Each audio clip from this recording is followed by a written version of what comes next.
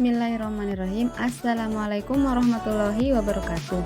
Perkenalkan, nama saya Nur Azisa dengan NIM D1B1181056 dari kelas Agroteknologi C.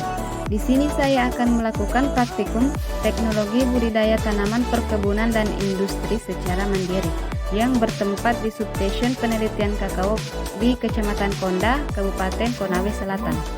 Oke, langsung saja kita masuk mewawancarai salah satu staf di Substation Penelitian Kakao.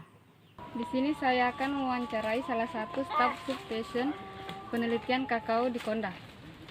Perkenalkan Bu, perkenalkan, nama saya Nur Asisa, dengan Ibu siapa? Saya dengan Handria. Langsung saja ke pertanyaannya Bu. Di sini budidaya tanaman kakao sudah modern atau tradisional Bu? Kalau di Substation ini budidaya tanaman kakao itu kita lakukan dengan dua metode.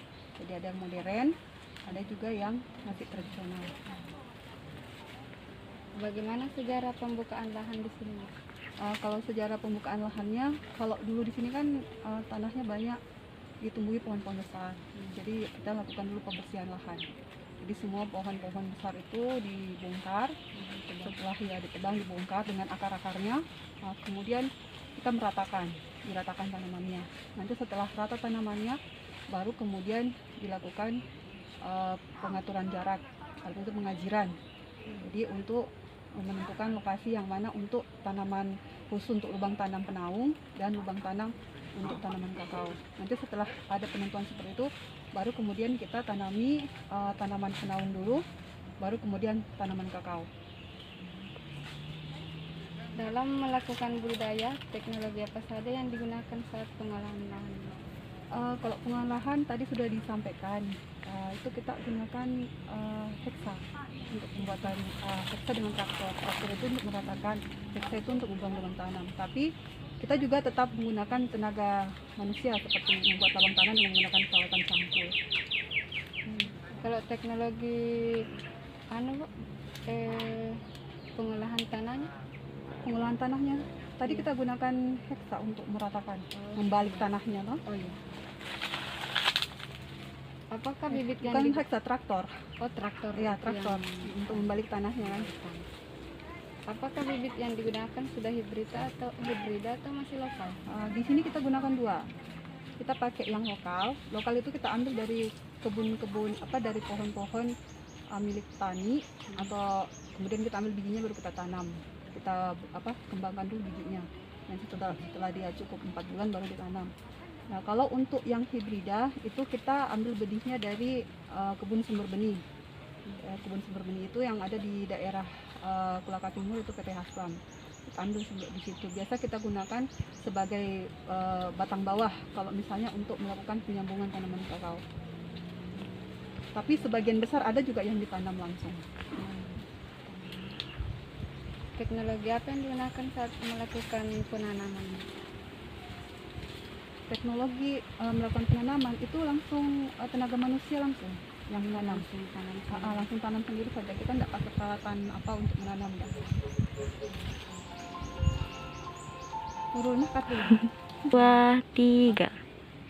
Selanjutnya Bu, terkait pemupukan, apakah pupuk kimia atau pupuk organik? Oke, kalau di sini itu kita melakukan pemupukan secara organik dengan menggunakan bokasi atau pupuk kandang, dan juga menggunakan bahan kimia atau pupuk anorganik.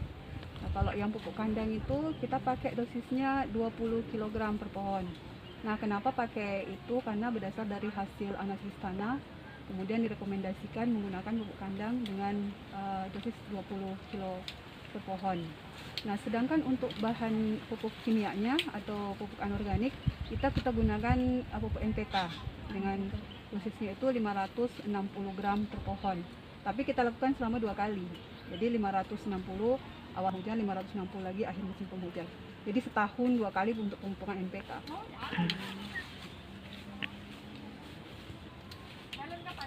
Misalnya Bu, tanaman kakao di sini terserang OPT, teknologi apa yang digunakan saat pengendalian? Kalau untuk penanganan hama dan penyakit di sini itu kita lakukan beberapa metode. Ada yang secara manual atau secara mekanik, terus ada penanganan dengan metode PSPSP, jadi panen sering, pemupukan, pemangkasan. Terus ada yang dengan cara penggunaan agen hayati untuk penyakit yang menggunakan trichoderma.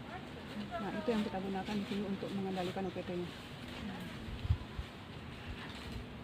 Teknologi apa saja yang digunakan saat panen? Kalau untuk panen itu sebenarnya manual saja. Jadi tinggal menggunakan gunting pangkas langsung panen. Jadi buah-buah yang kelihatan sudah masa fisiologis langsung digunting saja, dipangkas. Sekian, terima kasih atas waktunya. Ya, sama-sama. Sudah meluangkan. Iya. Terima kasih Bu. Jadi udah cukup? Iya, sudah cukup Bu. Iya. Baik, demikianlah hasil wawancara saya bersama Ibu Siti Khairia. Sekian dan terima kasih.